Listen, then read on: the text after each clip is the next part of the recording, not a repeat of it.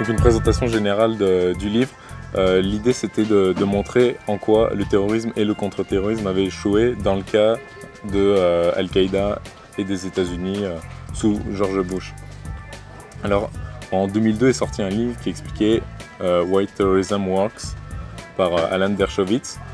Quelques années après, un chercheur américain a répondu en disant Why Terrorism Doesn't Work. Et je me suis basé là-dessus pour expliquer, je me suis basé sur ces recherches pour expliquer en quoi Al-Qaïda avait échoué, en étoffant le modèle par d'autres facteurs explicatifs. Et j'ai utilisé aussi ce modèle pour expliquer en quoi le contre-terrorisme de la guerre de George Bush avait lui aussi échoué pour des raisons qui finalement sont assez symétriques.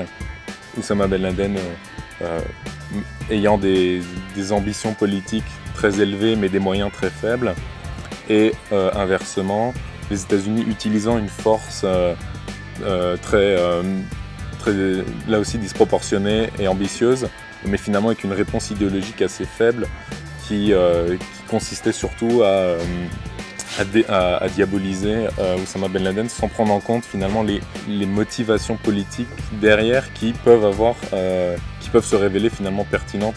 Quand on regarde la déclaration de djihad d'Oussama Ben Laden de 1998, c'est finalement une position qui ressemble beaucoup à des positions tiers-mondistes qui existaient dans le passé et qui finalement sont très pertinentes. Par exemple, il évoque le pétrole, et il estime que finalement la classe dirigeante saoudienne brade le pétrole aux dépens finalement de la population saoudienne qui n'en profite pas. Ça, c'est une critique du régime saoudien qui est cohérente et qui peut se défendre.